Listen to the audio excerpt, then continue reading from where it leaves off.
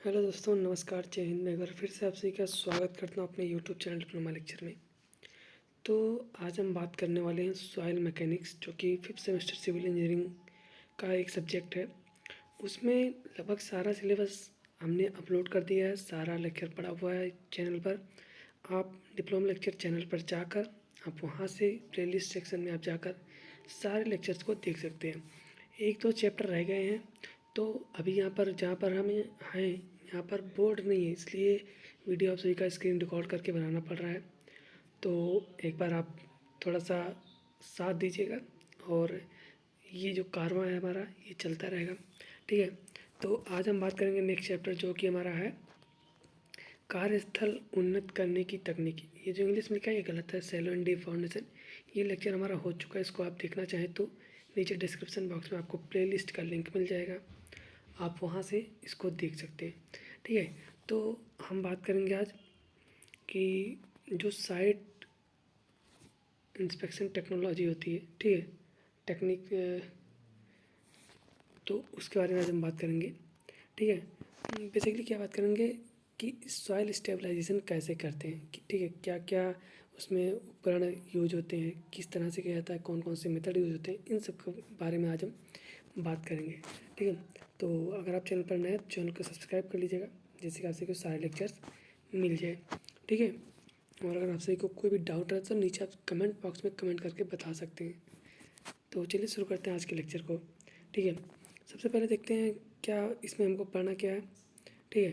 देखिए क्या क्या है यहाँ पे, देखिए विवरण में दिया गया है कि सबसे पहले सामान्य विवरण दिया गया है, ठीक है। सामान्य विवरण जनरली कुछ है नहीं, ये देखिए 2 लाइन दिया गया है। फिर स्थायीकरण की आवश्यकता, मतलब स्टेबलाइजेशन की क्यों आवश्यकता हमको होती है, कौन कौन सी विधियाँ हैं। फिर मृदा स्थायीकरण की कौन कौन सी विधियाँ हैं, ये हो गया। फिर उसमें पोर्टलैंड सीमेंट विधि कैसे करते हैं, फिर चूना विधि कैसे करते हैं, बिटुमिन मतलब कि स्टेबलाइजेशन कैसे होता है, फिर केमिकल स्टेबलाइजेशन हो गया।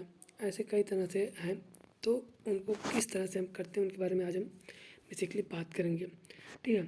तो सबसे पहले देखते हैं कि आवश्यकता क्यों होती है, ठीक है। अगर आवश्यकता की बात करें कि सॉइल स्टेबलाइजेशन, जैसे क्या होता है, आपको कहीं पे घर बनाना हुआ, ठीक है। मान लेते हैं वहाँ की सॉइल जो है वो सॉइल हल्की है, जैसे वहाँ पे जो सॉइल है उसमें बालू की मात्रा ज़्यादा है, वो बलुई मिट्टी कहते हैं ना एक तरह से, उसमें वो सैंडी सॉइल है, उसमें बालू की मात्रा ज़्यादा है, तो उसमें क्या होता है घर बनाना थोड़ा सा मुश्किल होता है। तो उसको स्टेबलाइज करना, या फिर जैसे क्या होता है कि कोई सॉइल है जिसकी बेरिंग कैपेसिटी कम होती है, तो उसकी बेरिंग कैपेसिटी को बढ़ाना, यही सॉइल स्टेबलाइजेशन कहलाता है, ठीक। सॉइल स्टेबलाइजेशन कहलाता है मतलब कि मृदा स्थायीकरण कहलाता है, ठीक है। अब इसकी आवश्यकता क्यों होती है, ये मैंने आपको बताया कि बेरिंग कैपेसिटी कम होती है, तो वहाँ पे स्ट्रक्चर को बनाने के लिए, ठीक है, मतलब कि उसके जो बेरिंग कैपेसिटी को बढ़ाने के लिए बेसिकली। और फिर जो खराब मृदा होती है इसकी तय, खराब मृदा की तय को छोड़ दे, जैसे क्या होता है कि कौन कौन से इंजीनियरिंग गुण, चलिए बात करते हैं, इसमें देखते हैं क्या क्या इस पर कहा गया, ठीक है। सबसे पहले देखिए यहाँ से पढ़ना शुरू करते हैं। ये निर्माण स्थल पर उपलब्ध मृदा में आवश्यक इंजीनियरिंग गुण नहीं, मतलब कि उसकी बेरिंग कैपेसिटी खराब है, या फिर वो सॉइल वहाँ पर यूज करने लायक नहीं है, तो उसके लिए क्या करते हैं हम सॉइल स्टेबलाइजेशन करते हैं, ठीक है। ये निर्माण स्थल पर उपलब्ध मृदा, जो वहाँ पे मृदा है उसके आवश्यक इंजीनियरिंग गुण। अब इंजीनियरिंग गुण के बारे में आप जानते हैं कौन कौन से इंजीनियरिंग गुण, मतलब कौन कौन से प्रॉपर्टी सॉइल में होनी चाहिए। ये सॉइल के प्रॉपर्टी में आप सभी को पढ़ाया जा चुका है, जिसका लेक्चर आप सभी को डिस्क्रिप्शन बॉक्स में जो लिंक दिया गया है उसके थ्रू आप देख सकते हैं, ठीक है। और किसी स्थान से आवश्यक गुण वाली मृदा या अन्य प्रकार की सामग्री लाना ना तो व्यवहारिक दृष्टि से सुविधाजनक हो और ना ही आर्थिक दृष्टि से ठीक हो। मतलब कि जैसे क्या हुआ कि जहाँ पे हमको स्ट्रक्चर बनाना है वहाँ पे हमको कोई दूसरी जगह सॉइल लाना सही नहीं है, मतलब कि हम वहाँ पे सॉइल ला नहीं सकते, तो व्यवहारिक तरीके से ला नहीं सकते। दूसरा उतना पैसा हमारे पास नहीं कि हम सॉइल दूसरा लेके आएँ, यहाँ का जो सॉइल है जहाँ पे हमको स्ट्रक्चर बनाना है यहाँ का सॉइल हम हटाएँ और फिर दूसरी जगह से मिट्टी लाएँ, फिर वहाँ से उसको कॉम्पैक्ट करके फिर उस पर स्ट्रक्चर बनाएँ। ऐसा अगर हमारे पास सुविधाजनक नहीं है आर्थिक दृष्टि से भी, व्यवहारिक दृष्टि से भी, तो ऐसी दशा में, ठीक है, तो ऐसी दशा में इंजीनियर को उसी स्थान पर उपलब्ध जो मृदा के गुणों में आवश्यकता अनुसार क्या होता है उन्नत करना पड़ता है, मतलब कि जो उसमें जो आवश्यकता अनुसार उसकी प्रॉपर्टी को बढ़िया करना होता है ताकि हम उस पर स्ट्रक्चर बना सकें। ठीक है, तो ये क्या कहलाता है, स्थायीकरण मतलब कि स्टेबलाइजेशन कहलाता है। अब नेक्स्ट क्या कहता है कि यदि किसी स्थान पर उपलब्ध मृदा में आवश्यक इंजीनियरिंग गुण नहीं है तो इंजीनियर के समक्ष निम्न विकल्प होते हैं। क्या क्या हम कर सकते हैं? ठीक है, सबसे पहला रेटिंग क्या है, खराब मृदा को आवश्यक गुण वाली मृदा से बदल दे, मतलब कि remove and replace bad soil. जो खराब मृदा है उसको जो अच्छी मृदा जिसमें हमें प्रॉपर्टी मिल रही है उससे चेंज कर दे, सबसे पहला। दूसरा पॉइंट, खराब मृदा की तह को छोड़ दे, मतलब कि पूरी सॉइल तो अंदर सॉइल क्या होती है हमारी, बहुत पूरी पृथ्वी सॉइल से ही बनी हुई है। ठीक है, तो ऊपर जितना सॉइल हमारा खराब है, जितनी लेयर, चूँकि लेयर बाई लेयर होती है सॉइल, तो जितनी लेयर खराब है उस लेयर को क्या करते हैं हम वहाँ से हटा दें, ये कर सकते हैं, मतलब बाईपास बैड सॉइल, जो खराब मृदा है उसको हटा दें। जैसे थूड़ा मतलब कि पाइल आदि का उपयोग कर लिया जाता है। पाइल क्या होता है ये फाउंडेशन में आपको बताया जा चुका है, कितने प्रकार के पाइल होते हैं, इन सब के बारे में आप सभी को बताया जा चुका है। ठीक है, नेक्स्ट थर्ड पॉइंट में क्या बात करते हैं कि संरचना का पुनः विकल्पन करें, मतलब कि जो स्ट्रक्चर हम बना रहे हैं उसका रीडिजाइन करें, जिस प्रकार से सॉइल है उसी हिसाब से उस पर स्ट्रक्चर बनाया जाए। जैसे अगर सॉइल जो है वहाँ पे केवल एक मंजिल, एक मतलब कि एक फ्लोर ही घर बनाना सूटेबल है उस सॉइल के लिए, तो हम रीडिजाइन करके उसको केवल एक फ्लोर का ही बनाएं, थर्ड मतलब सेकंड थर्ड मतलब कई फ्लोर्स का घर वहाँ पे ना बने, इस तरह से भी हम कर सकते हैं। नेक्स्ट क्या, फोर्थ पॉइंट, उसी मृदा के गुणों को उन्नत करें, मतलब कि treat soil to improve its property, मतलब कि जो वहाँ पे सॉइल है उसकी प्रॉपर्टी को इम्प्रूव कर दें, ये हम कर सकते हैं। ठीक है, अब देखिए नेक्स्ट क्या करा, अगर बात करते हैं साधारणता जो निम्न कारणों से मृदा का स्थायीकरण किया जाता है। हम मृदा का स्थायीकरण मतलब कि स्टेबलाइजेशन क्यों करते हैं? ठीक है, निम्न कारणों से करते हैं, क्यों करते हैं इसके बारे में अगर बात करते हैं हम। ठीक है, सबसे पहले देख लेते हैं कि मृदा की अपरूपण सामर्थ्य को बढ़ाने के लिए, मतलब कि जो शियर स्ट्रेंथ है सॉइल की उसको बढ़ाने के लिए।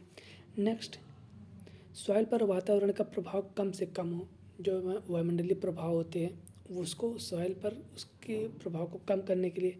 नेक्स्ट, पारगम्यता बढ़ाने के लिए। पारगम्यता क्या होता है, अब परमिबिलिटी क्या होती है, इन सब के बारे में बेसिकली आपसे को बताया जा चुका है, जो आपसे का चैप्टर वो पूरा पढ़ाया जा चुका है, आप वहाँ पे देख सकते हैं, लेकिन यहाँ पे हम थोड़ा सा बताते हैं कि पारगम्यता जो परमिबिलिटी होती है वो क्या होती है। ठीक है, तो सॉइल में से जो सॉइल, जैसे कोई अगर सॉइल मास लेते हैं उसमें कुछ ना कुछ पोर होता है, आपको बताया जा चुका है कि उसमें कुछ ना कुछ वाइड्स होते हैं, तो अगर पानी हम डालते हैं, आपने बेसिकली किया भी होगा जब आप छोटे से रहे होंगे, तो आप ये चीज़ें प्रैक्टिकली भी किए होंगे। कोई सॉइल मास होता है, उस सॉइल मास में अगर हम ऊपर से पानी डालते हैं तो आप देखेंगे कि नीचे से पानी वो रिस कर मतलब कि वहाँ से निकलता रहता है, तो वही क्या कहलाता है, सॉइल की इसी प्रॉपर्टी को पारगम्यता कहते हैं। तो पारगम्यता हम बढ़ा भी सकते हैं, कम भी कर सकते हैं। ठीक है, और नेक्स्ट क्या होता है, कंप्रेसिबिलिटी बढ़ा, कंप्रेसिबिलिटी मतलब उसको जो दबाने का, जो दबने का उसका एक प्रॉपर्टी होती है उसको कंप्रेसिबिलिटी कहते हैं। कंप्रेसिबिलिटी को कम करने के लिए सॉइल अगर दबेगी, जैसे ब्लैक कॉटन सॉइल होती है वो पानी डालने पर फूल जाती है और पानी की मात्रा कम होने पर वो सिकुड़ जाती है, तो उसमें कंप्रेसिबिलिटी होती है। ठीक है, कंप्रेसिबिलिटी की प्रॉपर्टी होती है, तो उसको कम करने के लिए। और नेक्स्ट अगर बात करते हैं मृदा रंध्रों, मतलब कि जो वाइड्स होते हैं सॉइल में, वाइड्स होते हैं, में बर्फ़ का जमना, फ्रीजिंग एंड थॉइंग एक्शन को रोकने के लिए हम क्या करते हैं, मृदा स्थायीकरण मतलब कि सॉइल स्टेबलाइजेशन करते हैं। इन सब के लिए हम क्या करते हैं, सॉइल स्टेबलाइजेशन करते हैं। ठीक है, अब कि इतना आपको समझ में आएगा। अब कौन कौन सी विधियाँ हैं सॉइल स्टेबलाइजेशन की, कौन कौन सी विधियाँ हैं अगर बात करते हैं। ठीक है, देखिए मृदा स्थायीकरण की विधियों में को दो समूहों में बेसिकली रखा जाता है। पहला, बिना किसी सम्मिश्रक मतलब कि एडमिक्सचर के स्थल की मृदा के गुणों को उन्नत करना, मतलब कि हम क्या कर सकते हैं कि उसमें कोई एडमिक्सचर नहीं मिलाएंगे, जो सॉइल है उसको कॉम्पैक्ट करके या फिर वहाँ पर अगर पानी है पानी को निकाल करके इस तरीके से क्या करते हैं हम उसको स्टेबलाइज कर सकते हैं। तो एक ये होगा जिसमें हम एडमिक्सचर नहीं मिलाते हैं। दूसरा क्या होता है, उसमें एडमिक्सचर अलग से मिलाएंगे, जिससे उसमें क्या होता है वो जो उसकी स्टेबलाइजेशन की प्रॉपर्टी होती है वो बढ़ जाती है। ठीक है, देखते हैं, सबसे पहले बात करते हैं कि बिना किसी सम्मिश्र के स्थल की मृदा के गुणों को उन्नत करना, मतलब कि गुणों में इम्प्रूवमेंट करना। इसमें क्या होता है, कॉम्पैक्शन अथवा स्थल से पानी निकाल कर मृदा के गुणों को उन्नत किया जा सकता है। ठीक है, ये हो गया। और दूसरा अगर बात करते हैं, मृदा में सम्मिश्रक मिलाकर उसके गुणों को उन्नत करने की विधि। ठीक है, मतलब कि उसमें क्या करते हैं हम, कई एडमिक्सचर्स ऐसे आते हैं जिससे क्या करते हैं, जो सॉइल स्टेबलाइजेशन में हमारी सहायता करते हैं। तो एक ये हो गया। ठीक है, ये दो विधि हमारे पास बेसिकली होते हैं। अब इसमें क्या होता है, एडमिक्सचर मिलाकर इसमें कई सारी विधियाँ होती है यांत्रिक विधि द्वारा। ठीक है, जैसे मैकेनिकल स्टेबलाइजेशन होता है, उसमें सीमेंट मिलाकर, चूना मिलाकर, बिटुमिन मिलाकर, रेजिन मिलाकर, तो अन्य रसायन मिलाकर, और भी कई प्रकार के ऐसे केमिकल्स आते हैं जिनको मिला के क्या कर सकते हैं, हम स्टेबलाइजेशन कर सकते हैं। ठीक है, नेक्स्ट अगर बात करते हैं, देखिए यहाँ पे कौन कौन सी विधियाँ, मृदा स्थायीकरण की विधियाँ। दूसरी विधि की बात हम यहाँ पे करेंगे जिसमें एडमिक्सचर मिला के बात किया जाता है, मतलब कि एडमिक्सचर मिला के उसको स्टेबलाइज किया जाता है, उसके गुणों को बढ़ाया जाता है। तो इसमें देखिए कौन कौन सी विधि आती है। एक तो हमारा हो गया mechanical stabilisation, cement stabilisation, lime stabilisation, फिर bitumen stabilisation, chemical stabilisation, resin stabilisation, electrical stabilisation, stabilisation by heating, stabilisation by cooling. ये हमारे पास कुल 9 विधियाँ हैं जिनके द्वारा हम सॉइल का स्टेबलाइजेशन कर सकते हैं। ठीक है, अब आपसे का क्वेश्चन आता है कि स्टेबलाइजेशन क्या होता है, इसकी कौन कौन सी विधियाँ हैं, वर्णन कीजिए। इस तरीके से आपसे का क्वेश्चन आता है। ठीक है, तो आपसे ये सब एक बार समझे रहेंगे, जाने रहेंगे, पढ़े रहेंगे, तो आप अच्छे से दोबारा आप सभी को पढ़ने की ज़रूरत भी नहीं पड़ेगी इसको, बस आप नाम अगर एक बार पढ़ लेंगे उस एग्ज़ाम टाइम में, तो आप सभी को जब आप एग्ज़ाम में बैठेंगे तो वहाँ पे आप सभी को याद आ जाएगा क्या क्या चीज़ लिखनी है। ठीक है, बस अब एक एक करके सबकी बात कर लेते हैं। सबसे पहले मैकेनिकल स्टेबलाइजेशन। अगर मैकेनिकल स्टेबलाइजेशन की बात करते हैं, यह क्या होता है, देखिए मृदा स्थायीकरण की यह सबसे सस्ती और सबसे अधिक प्रचलित विधि है। सस्ती है, एकदम सस्ती है, और प्रचलित भी इसी विधि का सबसे ज़्यादा उपयोग भी किया जाता है। इसका उपयोग महामार्गों, मतलब हाईवेज में, हवाई अड्डों, मतलब कि रनवेज में, हवाई अड्डों के धावन पथ, रनवे मतलब इस पर हमारी प्लेन क्या होती है, एरोप्लेन दौड़ कर फिर टेक ऑफ करती है। ठीक है, उसके सबबेस में, तथा कम धारण क्षमता की मिट्टी की धारण क्षमता बढ़ाने के लिए, जैसे क्या होता है, ग्रैनुलर स्टेबलाइजेशन तथा सॉइल एग्रीगेट एडमिक्सचर विधि भी इसे कहते हैं। ठीक है, अब अगर बात करते हैं नेक्स्ट, देखिए साधारणतः जो होती है उपलब्ध मृदाओं को हम स्थूल रूप से, मतलब कि ब्रॉडली, स्थूल रूप से मतलब कि एक मास के रूप में क्या करते हैं, दो समूहों में विभाजित कर सकते हैं। एक तो कोहेसिव सॉइल और एक कोहेजनलेस सॉइल। अब कोहेसिव सॉइल क्या होती है, जिसमें क्या होता है, वाइट्स कम होते हैं, इसको ऐसे समझ सकते हैं। क्ले आपने देखा होगा, धूल मिट्टी आपने देखा होगा ना, तो क्ले वो क्या होती है, हमारी कोहेसिव सॉइल होती है। और कोहेजनलेस सॉइल क्या होती है, आपने कोहेसिव सॉइल एक तरह से ऐसे भी समझ सकते हैं जिसमें क्या होता है कि प्लास्टिक प्रॉपर्टी उसमें पाई जाती है। उसको अगर उसमें थोड़ा बहुत पानी मिला दें तो हम जिस आकार में चाहें उस आकार में उसको ढाल सकते हैं, तो वो हमारी कोहेसिव सॉइल कहलाती है, जिसमें क्ले हमारा आ जाता है। नेक्स्ट क्या आता है, कोहेजनलेस सॉइल। कोहेजनलेस सॉइल क्या आती है, जैसे बालू आपने देखा ना, सिल्ट जिसको बोलते, सॉरी सैंड जिसको बोलते हैं। बालू आप उठाएंगे, उसमें पानी मिलाए, कुछ भी मिलाए, तो आप उसमें देखेंगे वो उसके सारे कण अलग अलग हो जाएंगे, तो हमारी क्या कोहेजनलेस सॉइल कहलाती है। ठीक है, अब ये दोनों ही प्रकार की मृदाएं अलग अलग विभिन्न इंजीनियरिंग कार्यों के लिए अनुपयुक्त हैं, क्योंकि बालू में से संजन नहीं होता है, जिसके कारण बाहर पड़ने पर ये लेटरली दिशा में फैल जाती हैं। लोड पड़ेंगे तो ये क्या कोलैप्स कर जाएंगी, जो कोहेजनलेस सॉइल होती हैं। इसी प्रकार मृदा जल के संपर्क में आने पर स्पंज के समान हो जाती है, और सूखने पर इसमें दरारें पड़ जाती है। यह निम्न सिद्धांत पर कार्य करता है, तो इसकी ज़रूरत नहीं है, ये सब नहीं आता है इतना। ठीक है, नियंत्रित श्रेणी के निरपेक्ष संघनन ये सब नहीं आता। ठीक है, नेक्स्ट बात करते हैं सीमेंट स्टेबलाइजेशन। नाम से पता चल रहा है आपको, सीमेंट स्टेबलाइजेशन।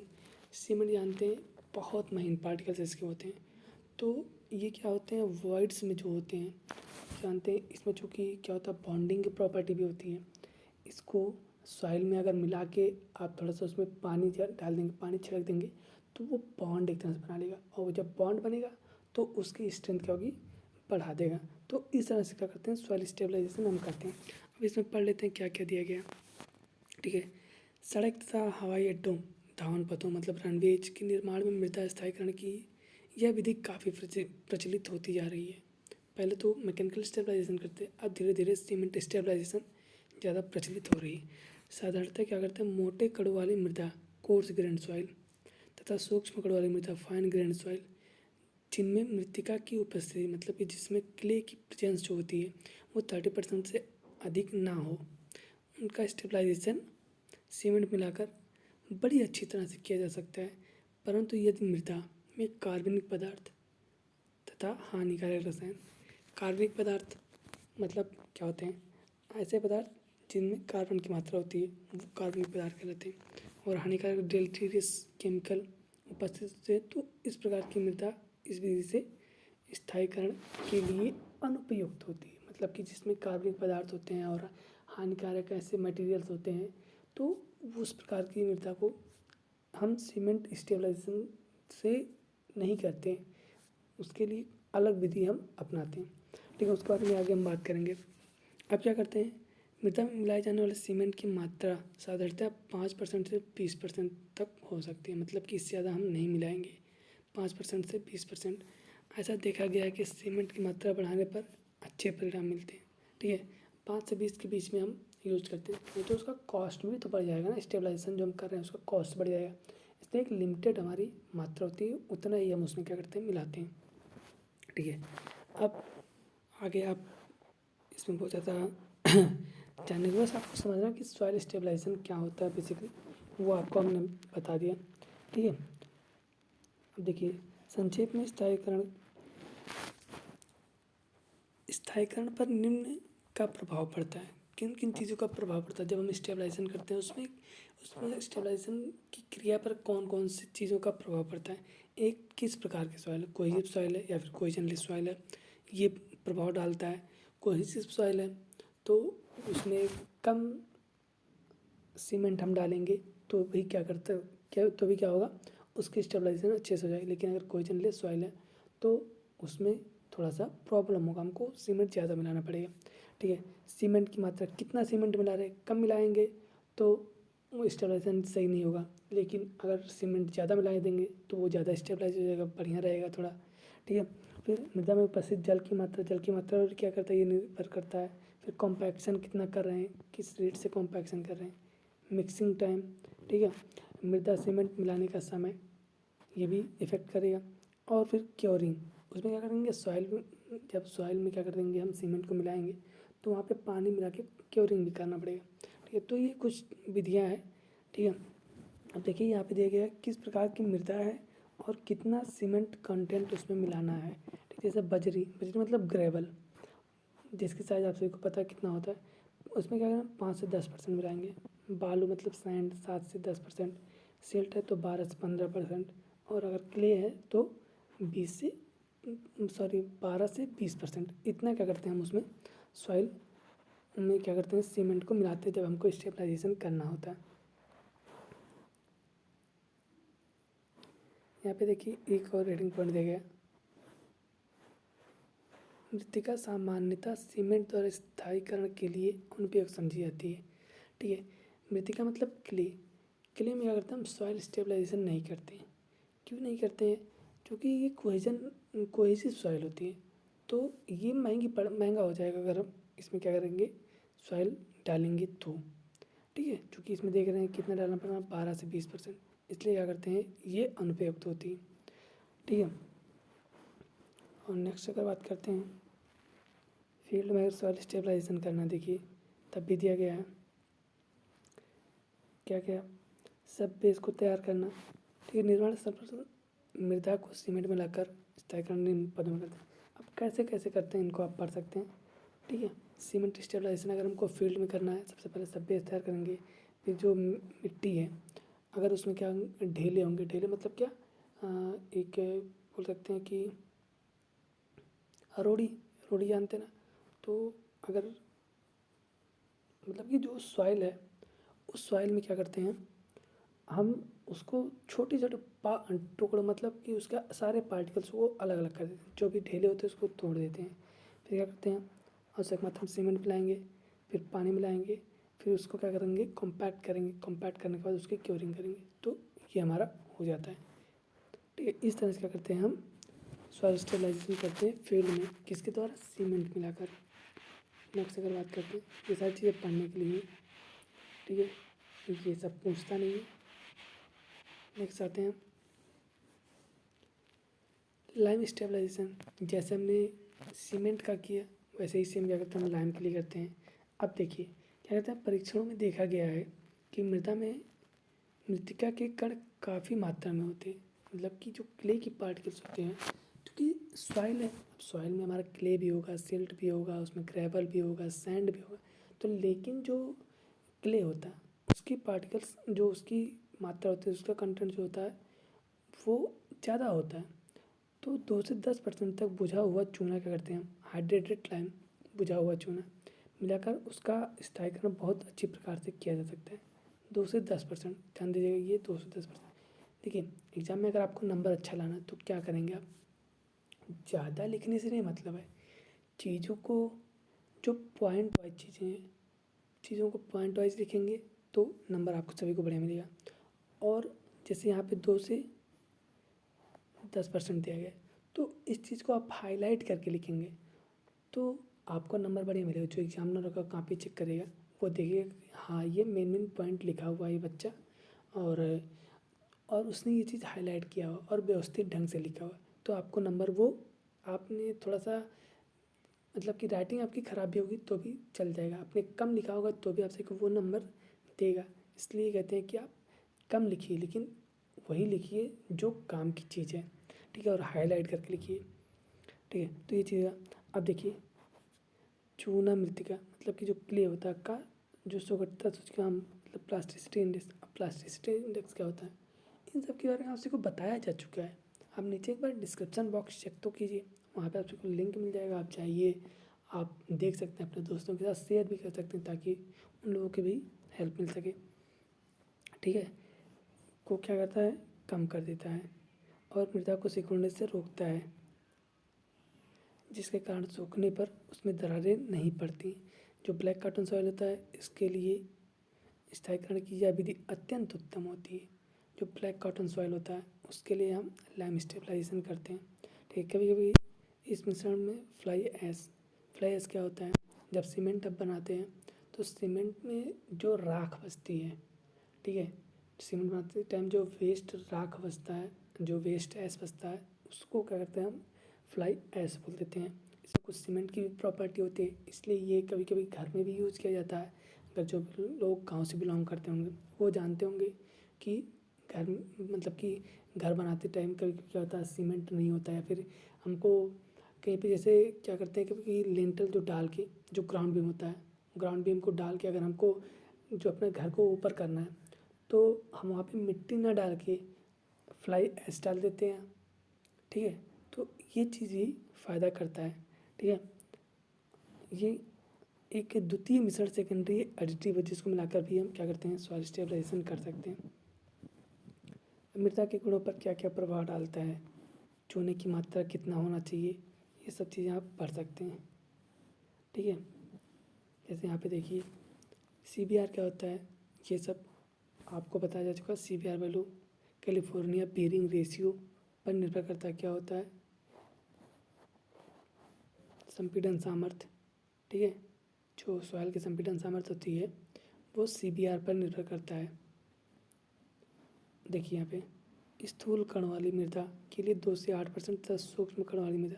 स्थूल मतलब क्या होता है कोर्स ग्रेन्ड सॉइल, सूक्ष्म मतलब क्या होता है फाइन ग्रेन्ड सॉइल, ठीक है। तो कोर्स के लिए 2 से 8% और फाइन के लिए 5 से 10% तक ये होता है, ठीक है। सॉरी हिचकी आती रहती है हमको। तो चूने की मात्रा प्रयोगशाला में मिट्टी चूने के मिश्रण को विभिन्न प्रतिशत में मिलाकर उन पर CBR परीक्षण कर ज्ञात की जा सकती है। इस मिश्रण में 8 से 20% तक फ्लाई ऐश का भी उपयोग किया जा सकता है। आपके ऊपर है, आप चाहें तो करें, आप चाहें तो ना करें, वो आपके ऊपर डिपेंड करता है। नेक्स्ट अगर बात करते हैं बिटुमिन स्थायीकरण, मतलब कि बिटुमिन स्टेबलाइजेशन। अब बिटुमिन क्या होता है, ये आपने बिल्डिंग मटेरियल में पढ़ा होगा।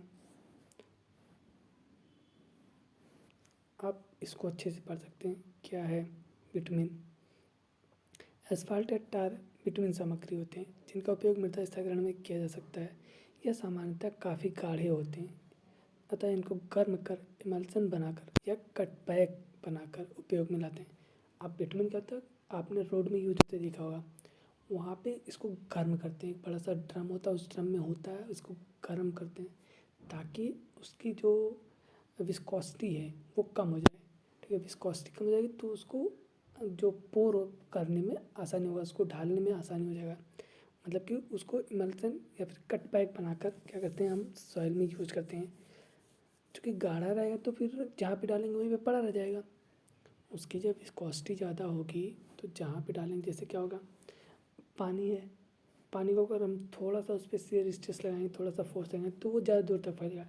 लेकिन अगर बिटुमिन है वहीं पे तो उसको हम बहुत ज़्यादा फोर्स लगाना पड़ेगा अगर उसको गर्म नहीं किए हुए हैं तो, क्योंकि उसकी विस्कोसिटी ज़्यादा होती है तो उसमें ज़्यादा फोर्स लगाना पड़ेगा।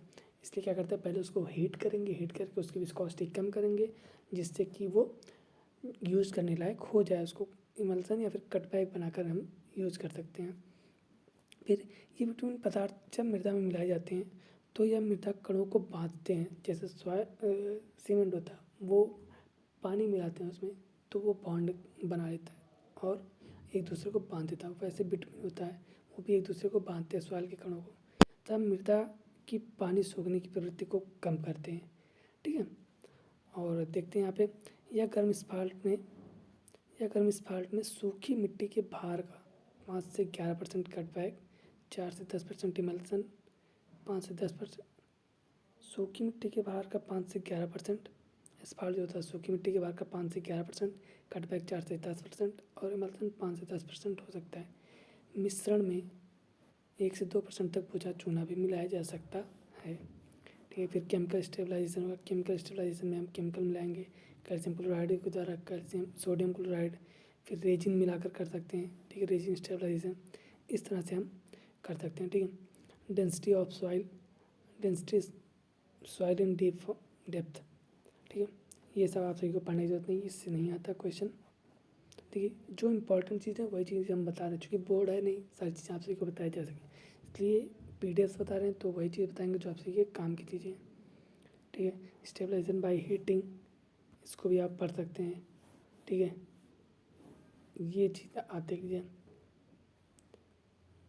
ग्राउटिंग क्या होता है, कंटिंग और ग्राउटिंग दो चीज़ आप सभी को कंक्रीट में पढ़ाया जा चुका है, आई होप कि आप सभी को याद होगा। ठीक है, यहाँ पे बताने से थोड़ा सा टाइम जाएगा, जो कि हम आप सभी का बहुत ज़्यादा टाइम नहीं लेना चाहते। ठीक है, फिर कूलिंग के द्वारा क्या कर सकते हैं हम, हीटिंग के द्वारा भी, कूलिंग के द्वारा भी हम क्या कर सकते हैं, स्टेबलाइजेशन कर सकते हैं। ठीक है, अब हम विस्फोट उत्पन्न करके, ठीक है, विस्फोटों द्वारा उत्पन्न कंपन से भी कर सकते हैं।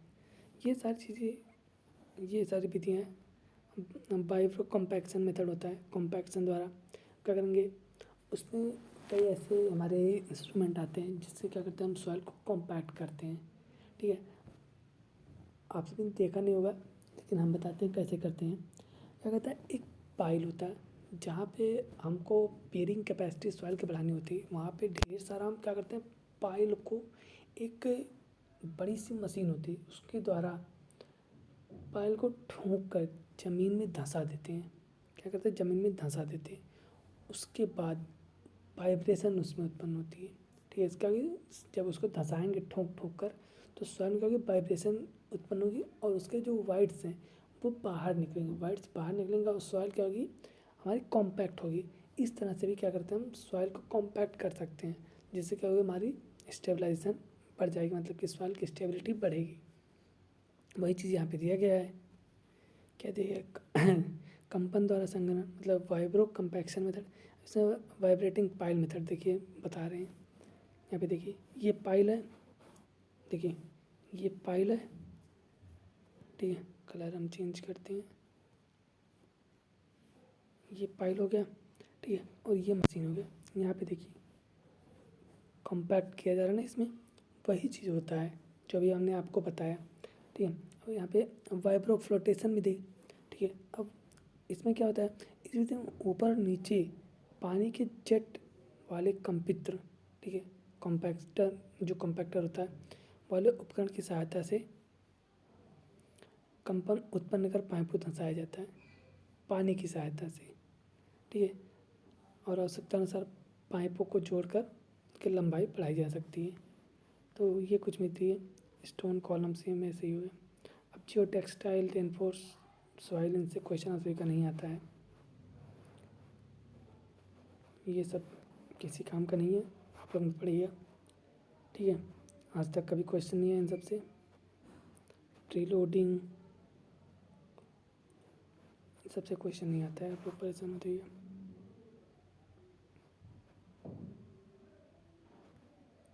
ठीक है। तो ये सब नहीं आता, ये थोड़ा सा आप देख लीजिए, 2 लाइन है। नीलिंग ऑफ सॉइल, ठीक है, जिस प्रकार दरारों वाली चट्टानों के ढालों को खिसकाने से रोकने के लिए छिद्र बनाकर धातु की छड़ों द्वारा आपस में जोड़कर ग्राउट किया जाता है, ठीक है।